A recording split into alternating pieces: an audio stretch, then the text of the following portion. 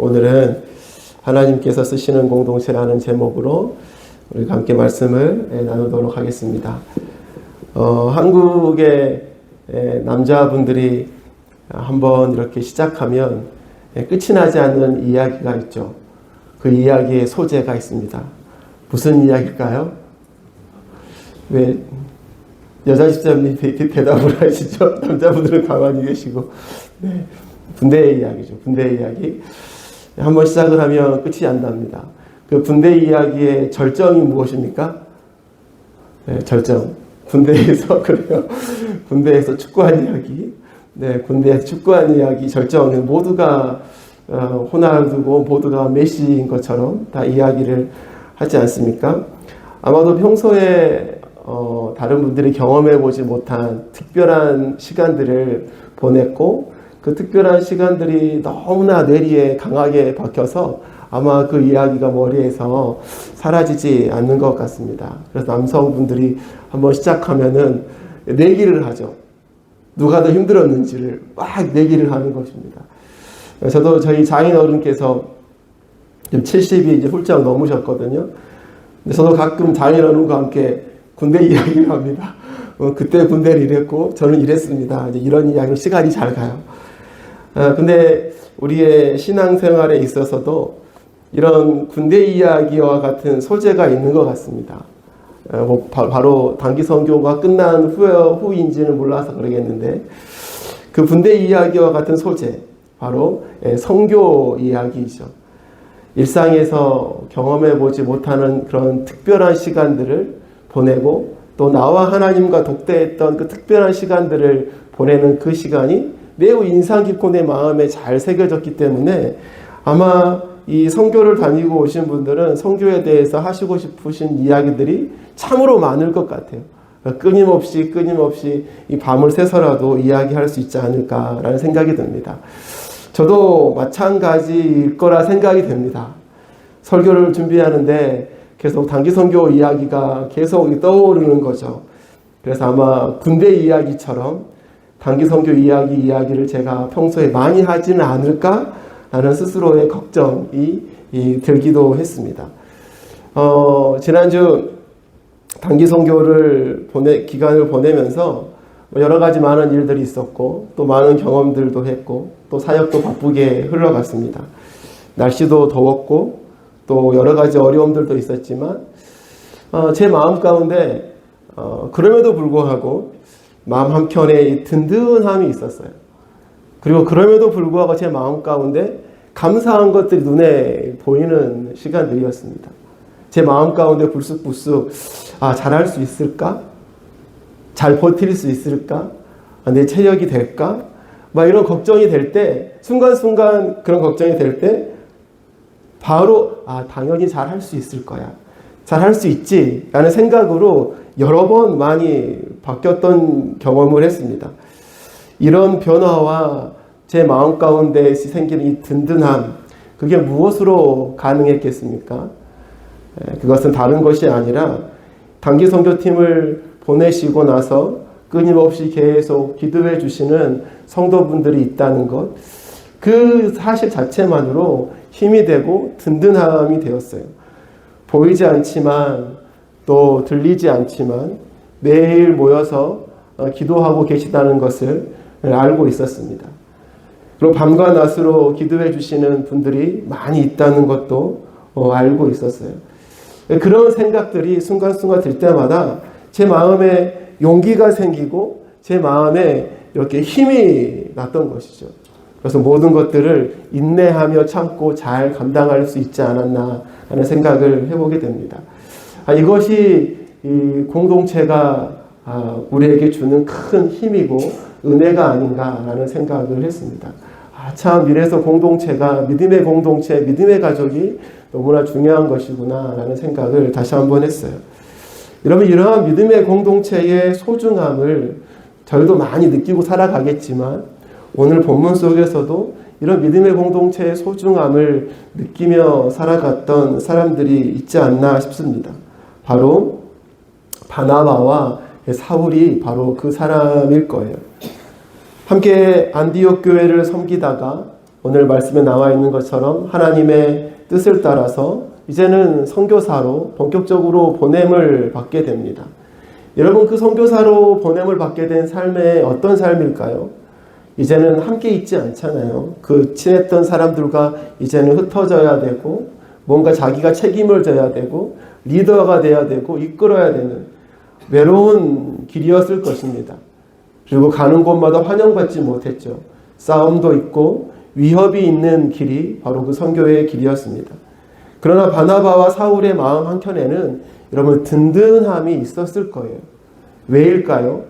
그것은 자신들의 머리에 안수하여 기도하여 떠나보냈던 그 안디옥 교회가 자신들을 위해서 기도하고 있을 것이라 라는 그 확신, 그 믿음 때문에 바나바와 사울은 어려움이 있어도 든든히 그 길을 갔을 것입니다. 오늘 함께 읽었던 사도행전 13장은 사도행전의 큰 국면이 변하는 장입니다.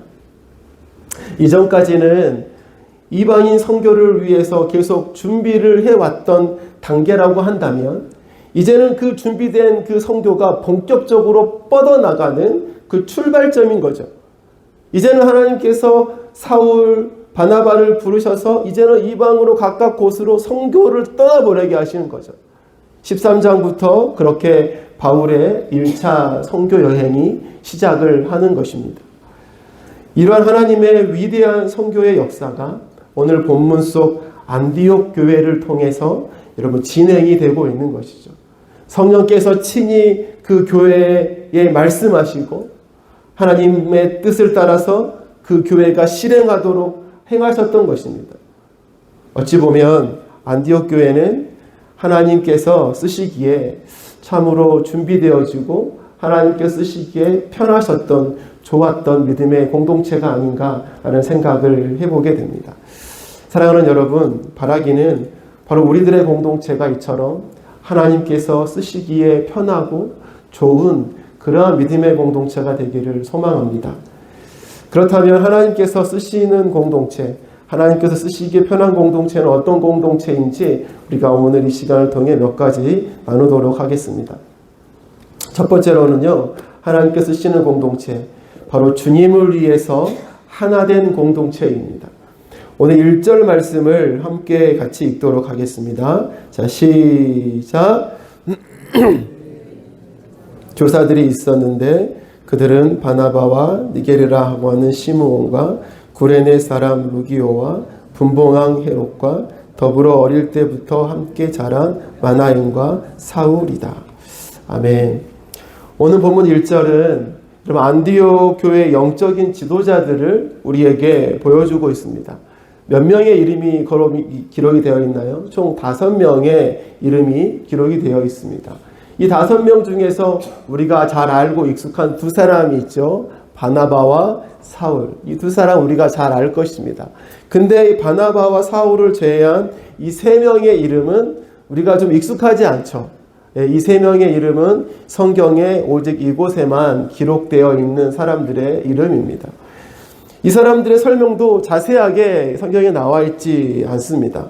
니게르라고 하는 시므온, 구레네 사람 루기오, 헤롯과 함께 자란 마나엔이라는 이 안디옥 교회의 영적인 지도자들의 이름인 것이죠. 그런데 이 이름을 통해서 우리가 몇 가지 알 수가 있는 게 있는데, 첫 번째로 이 니게르라고 하는 시므온이라는 사람은, 많은 사람들이 이 니게르라고 불리는 시므온이 이 검은색 피부를 가진 사람이라고 이야기를 합니다. 왜 그러냐면 여기 이 니게르라는 이 라틴어의 뜻이 바로 검은 자라는 의미를 가지고 있기 때문입니다. 그래서 이 사람은 이 검은 피부를 가진 사람일 것이다 라고 추측을 하죠. 그래서 이 시므온은 아마도 아프리카의 출신의 흑인일 것이다 라고 학자들이 추측을 하는 사람들이 있습니다. 그리고 여러분, 구레네 출신 루기오에 대해서는 이 이름만으로는 자세히 우리가 알 수 있는 부분이 없습니다. 그런데 우리 사도행전 11장 우리 20절의 말씀을 보면 바로 이 안디옥 교회가 처음 생겼을 때에 그곳에 복음을 전했던 이방 사람들이 있었는데 바로 그게 구브로와 구레네 출신의 신자들이 안디옥에 처음 복음을 전했다라고 이야기를 하고 있어요. 그러니까 이 학자들을 추측하건대 이 루기오는 바로 이 안디옥 교회가 초창기 생겼을 때에 복음을 전했던 그 사람 중에 한 명일 것이다 라고 이렇게 추측을 합니다. 여러분, 그리고 이제 마지막 이 마나엔이라는 사람은 어떤 사람입니까? 이 두 사람과는 완전히 좀 결이 다른 사람인지를 알 수 있겠죠. 이 헤롯의 분봉왕 헤롯과의 형제처럼 이렇게 친하게 함께 자라났던 사람이라는 거예요.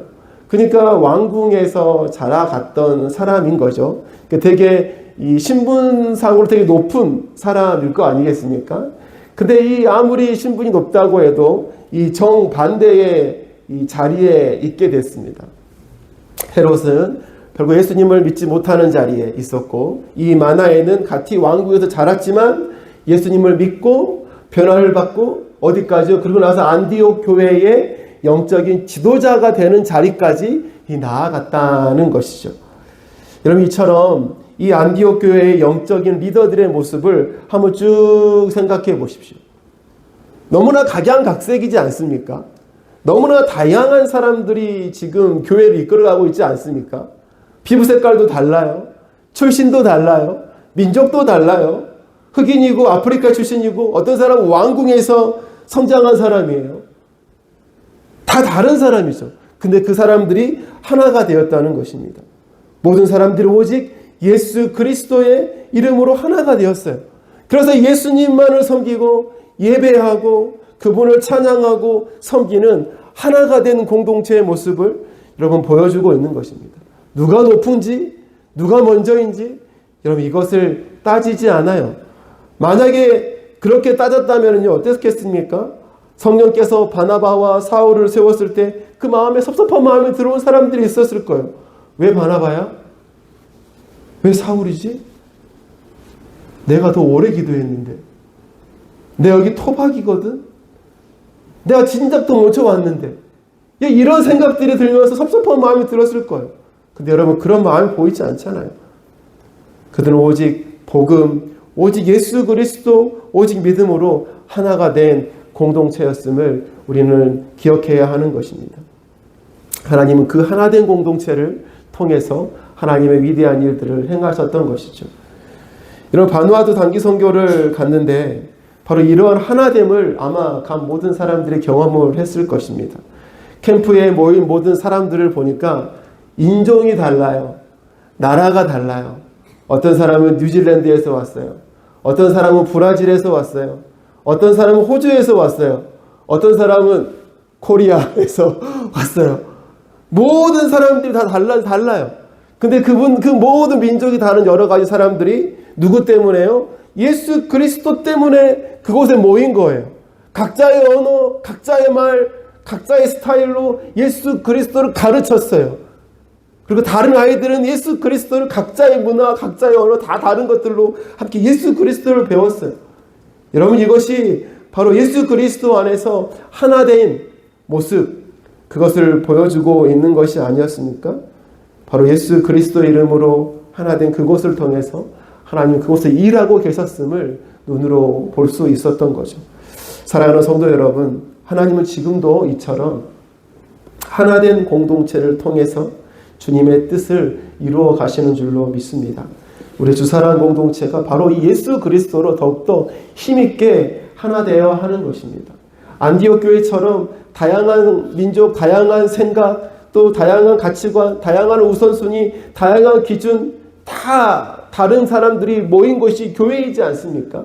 어떻게 하나가 되는 것이죠? 상대방을 설득해서 생각을 하나로 뭉치는 것입니까? 아니면 내 생각을 버리고 다 상대방의 생각에 무조건 동의해서 한 생각을 만들어야 하나요? 그 방법은 아닌 것이죠.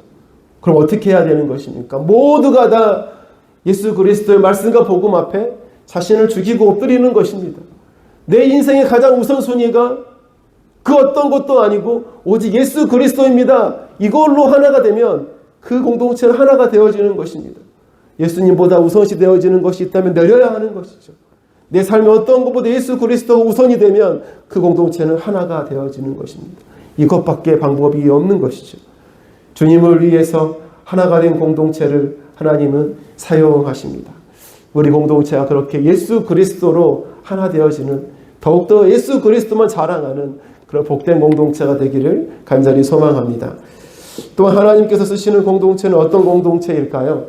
둘째로 주님께 늘 기도하는 공동체입니다. 우리 2절 말씀을 함께 읽겠습니다. 시작. 그들이 주님께 예배하며 금식하고 있을 때에 성령이 그들에게 말씀하셨다. 너희는 나를 위해서 바나바와 사울을 따로 세워라. 내가 그들에게 맡겨야 하는 일이 있다. 아멘. 이런 사도행전의 이 선교의 역사를 보면 너무나도 분명하게 드러나는 것이 있습니다.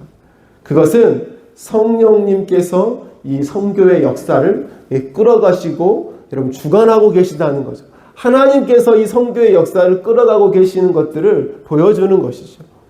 오늘 본문도 바로 이 사실을 선명하게 보여주고 있습니다. 어떻게 말씀이 나와 있습니까? 성령께서 친히 그들에게 말씀하셨다.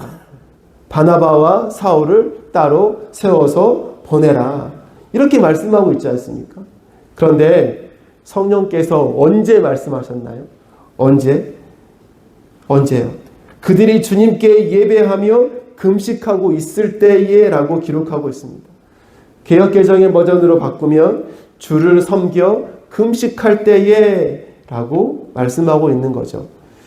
여러분, 대부분의 사람들이 언제 금식하며 기도하나요? 아주 중요한 문제를 만났을 때, 그리고 혹은 도저히 내 힘으로 풀 수 없어서 주님만이 유일한 희망이고 도움이실 때 금식하며 여러분 기도하지 않습니까? 주님, 내 목숨을 걸고 기도합니다 라고 하나님 앞에 금식하며 기도하는 것이죠. 문제를 만났을 때. 성경이 보면은 에스더도 하만의 그 음모 때문에 자신의 모든 민족들이 다 몰살당할 위기가 있을 때, 왕 앞으로 나아가지 못하고 있을 때, 죽으면 죽으리라 하고 나아가겠다고 결심하고 나서 무엇을 요구했습니까? 자신의 민족들에게 3일 동안 나를 위해서 금식해라. 무슨 뜻입니까? 금식하며 함께 기도해라, 이 뜻 아니겠어요? 그렇게 하고 죽으면 죽으리라 하고 에스더도 나아갔어요. 중요한 문제 앞에 그렇게 했던 것이죠. 근데 여러분, 오늘 안디옥 교회의 영적인 리더들은 어떻게 하고 있는 겁니까? 심각한 문제에 당면하지도 않았는데 지도자들이 일치된 마음으로 금식을 하고 있었다는 거예요. 중요한 거를 선택해야 될 문제 앞에 있기 때문에 그들이 금식했다가 아니라, 그런 것이 보이지 않지만 그들은 금식했다는 거예요. 이런 금식의 이유는 여러분 무엇일까요? 문제를 해결하기 위함이 아니었겠죠. 그러면요, 주님의 교회를 잘 세우고 주님의 뜻을 잘 분별하고 따르기 위해서 그들은 수시로 하나님 앞에 금식하며 기도했다라는 것을 보여주고 있는 것 아니겠습니까? 이처럼 늘 주님을 사랑하고 주님을 섬기며 기도하는 그 공동체를 통해서 주님은 주님의 뜻을 여러분 이루어 가신다는 것을 우리가 늘 기억해야 할 것입니다. 오랜만에 구성균 선교사님을 제가 만나지 않았겠습니까? 구성균 선교사님과 여러 가지 대화를 차 안에서 많이 했습니다. 그러면서 재미있는 이야기를 저에게 해주셨어요. 그것이 무엇이냐면 이 바누아투 사람들의 문화에 대한 이야기였습니다. 바누아투 사람들의 생각에 문화는 이런 생각이 있대요. 내가 5개의 신을 잘 섬기고 그 신에게 인정받으면 구원받는다 라는 생각을 한다는 거예요. 5개의 신을 잘 섬겨야지 구원받는다는 거예요. 그냥 그 사람들을 교회에 초청하면 교회에 잘 나온다는 거예요. 그 무슨 뜻입니까? 그들은 이 하나님을 5개의 신 중에 하나로 여기고 하나님도 섬긴다는 거예요. 근데 이제 그 사람들이 그렇게 교회에 나오면 이제 크리스찬들에게 불만이 있다는 거죠. 무슨 불만이냐? 나는 너희의 예배에 가는데 너는 왜 내가 섬기는 다른 신 예배에 안 오냐? 이 문제가 종종 생긴다는 거예요. 여러분, 우리는 5개의 신을 섬겨서 구원받는 거 아니잖아요.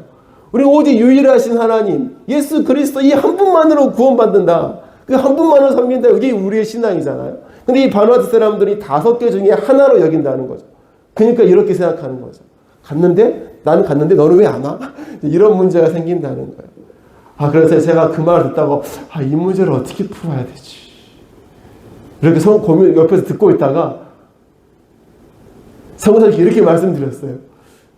성교사님, 참 어려우시겠어요. 해답이 없어요. 참 힘드시겠어요. 어렵겠어요. 이거 어떻게 해야 돼요? 라고 이야기를 했어요. 그랬더니 선교사님께서 저에게 말씀하시더라고요. 목사님, 제가 선교지에 와가지고 좀 과장을 해가지고 이렇게 말씀하셨어요. 진짜 기도 많이 합니다. 진짜 이렇게 기도를 많이 해본 적이 없어요. 기도 외에는 방법이 없어요, 목사님. 진짜 말씀경에 나와 있는 성령님께서 그 사람 가운데 사도행전 같은 역사를 보여주시고 나타내 주셔야지 그 사람들이 변해요. 제가 어떻게 하겠어요? 기도밖에 할 게 없어요. 정말 배가 고프고 배가 아플 정도로 온 힘을 다해서 기도 진짜 많이 해요. 기도밖에 없어요. 이렇게 말씀하시더라고요. 하나님께서 왜 그 선교사님 센터를 통해서 작년에는 200명, 올해는 300명 그렇게 많은 사람들을 부어주시고 그 위대한 그 큰 일들을 사역을 감당하게 하시는지 이유가 거기서 보이더라고요. 이거였구나. 이 기도를 통해서 하나님 역사하시는구나. 알겠더라고요. 하나님은 주님께 늘 기도하는 한 사람, 기도하는 공동체를 통해서 하나님 일하시는 것입니다. 그 사람과 그 공동체를 하나님 사용하시는 거예요. 감히 제가 하나님의 마음을 알 수 없겠죠. 입장을 제가 감히 어떻게 알겠습니까? 근데 생각해 보건대 제가 하나님의 입장이라면 늘 하나님만 바라보는 사람 너무 좋으실 것 같아요. 늘 하나님만 바라봐요. 늘 하나님께 부르짖는 사람이 있어요. 늘 하나님의 뜻이 궁금해서 묻고 늘 하나님께 도와달라고 말하는 사람이 있어요. 늘 하나님의 능력이 필요하다고 늘 눈물 흘리는 사람이 있어요. 나의 모든 오감이 오직 하나님께만 향하면서 하나님 도와달라고 날마다 밤낮으로 기도하는 사람이 있어요. 제가 하나님이라면 그 사람에게 통해서 일하겠어요. 제가 하나님은 아니겠지만요. 제가 상상을 해보게요. 사랑하는 성도 여러분, 더욱더 주님께 기도하는 우리 공동체가 되기를 소망합니다. 모이면 기도하고 또 헤어져도 기도하고 여러분 생각나면 기도하고 걱정되면 기도하고 그렇게 기도의 불이 활활 타오르는 우리 교회가 되어서 하나님이 쓰시기에 좋은 그런 기도의 용광로와 같은 그런 우리 공동체가 되기를 간절히 소망합니다. 우리 마지막으로 하나님께 쓰시는 공동체는 어떤 공동체일까? 실제로는요, 주님을 위해서 포기할 수 있는 공동체입니다. 3절 말씀이거든요. 함께 같이 읽겠습니다. 시작. 그래서 그들은 금식하고 기도한 뒤에 두 사람에게 안수를 하여 떠나 보냈다. 하나님께서 쓰시는 공동체는 그리스도로 하나가 된 공동체이고 늘 주님께 기도하는 공동체라고 했습니다. 그리고 마지막으로 하나님께서 쓰시는 공동체는 주님을 위해서 포기할 수 있는 공동체인 것이죠. 안디옥 교회에 있어서 바나바와 사울은 어떤 존재이고 어떤 사람들이었습니까?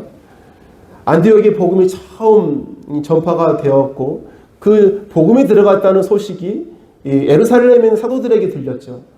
그래서 사도들이 그래? 한번 가서 확인해봐, 살펴봐 라고 보냈던 사람이 누구인가요? 바로 바나바였습니다. 바나바가 가서 그 안디옥의 사역을 열심히 하니까 사람들이 늘어났죠. 내 혼자 안 되겠네? 잠시 기다려봐. 그럼 누구에게 찾아갔습니까? 사울에게 찾아갔어요. 사울아, 지금 안디옥 교회에서 이러한 일이 일어났어. 지금 사람이 이렇게 많이 늘어났어. 도움이 필요해. 훈련이 필요해. 같이 가자. 그래서 사울이 오케이 같이 갑시다. 바나바 손잡고 안디옥으로 왔어요. 그래서 그곳에서 둘이서 1년간 이 안디옥에 있는 사람들을 열심히 말씀으로 훈련시켰습니다. 그랬더니 어떻게 됐습니까? 안디옥에 있는 신자들이 최초로 그리스도인이다라는 이름으로 불리게 되었습니다. 여러분, 이 바나바와 사울을 안디옥 교회 신자들이 바라봤을 때 바나바와 사울, 그들에게 어떤 존재일까요? 너무나 소중한 존재 아니겠습니까? 너무나 귀중한 존재이고 더 훈련받고 더 말씀 듣고 싶은 그러한 존재였을 것입니다. 그리고 바나바와 사울 입장에서도 이 공동체를 봤을 때 여러분, 부족한 것, 훈련받 다 보이잖아요. 얼마나 많이 할 곳이, 할 일이 얼마나 많이 눈에 보이겠습니까? 그런데 그럼에도 불구하고 여러분, 성령께서 그들에게 뭐라고 말씀하신 겁니까? 이제 그들을 떠나보내라. 그들을 떠나보내라 명령하셨다는 거죠. 여러분, 인간적인 생각으로는 바나바와 사울이 있으면 더 좋겠죠. 그럼에도 불구하고 안디옥 교회 이 성도들과 리더들은 그 하나님의 뜻에 여러분 순종하고 있습니다. 자신의 뜻을 위해서, 하나님의 뜻을 위해서 자신의 생각과 바램과 욕심을 포기하고 버리며 순종하고 있는 것이죠. 이처럼 주님을 위해 포기할 수 있는 그러한 순종의 마음을 가진 안디옥 교회를 통해서 하나님은 귀한 일들을 행하셨던 것입니다. 아브라함에게 이삭을 요구하셨을 때에 아브라함이 어떻게 하였습니까? 자신의 아들을 하나님께 바쳤죠. 세상 사람들이 보면 놀랄 일을 하고 있는 것입니다. 그런데 하나님께서도 아브라함의 모습을 보면서 놀라셨던 것 같습니다. 아브라함아, 아브라함아, 멈춰라. 이렇게 말씀하셨잖아요. 하나님도 놀라신 것 같아요. 하나님도 너의 믿음이 이 정도였어? 너의 믿음이 이 정도였구나. 아브라함아, 멈춰라. 하나님께서 놀라셨던 것이죠. 그렇게 가장 소중한 것을 주를 위해서 포기하고 순종한 아브라함을 통해서 하나님은 하나님의 위대한 구원의 역사를 이어가셨던 것입니다. 사랑하는 성도 여러분, 아무것도 없을 때 믿음으로 간구하고 믿음으로 부르짖는 것, 여러분, 우린 누구나 다 할 수 있을 것 같습니다. 근데 내가 모든 것을 갖고 있을 때, 내가 모든 것이 풍족할 때, 그것을 내려놓고, 그것을 포기하고, 그것을 버리고, 불편함을 감내하고, 내 생각을 꺾고 순종하는 것, 어쩌면 이건 더 큰 믿음이 우리에게 필요한 것일지도 모르겠습니다. 그렇게 믿음으로 포기하고 순종할 때 하나님은 그 믿음을 기억하시고 그 일을 통해 하나님의 영광을 나타내신다는 사실을 우리가 기억해야 하겠습니다. 간절히 바라기는 바로 우리의 공동체가 그렇게 주님을 위해서 나의 소중한 것들을 기꺼이 내려놓으면서까지 순종하며 따라갈 수 있는 그런 믿음의 공동체가 되어서 하나님의 손에 꼭 맞는 도구가 되어 하나님의 영광을 위해서 귀하게 쓰임받는 우리 믿음의 공동체가 되시기를 간절히 소망합니다.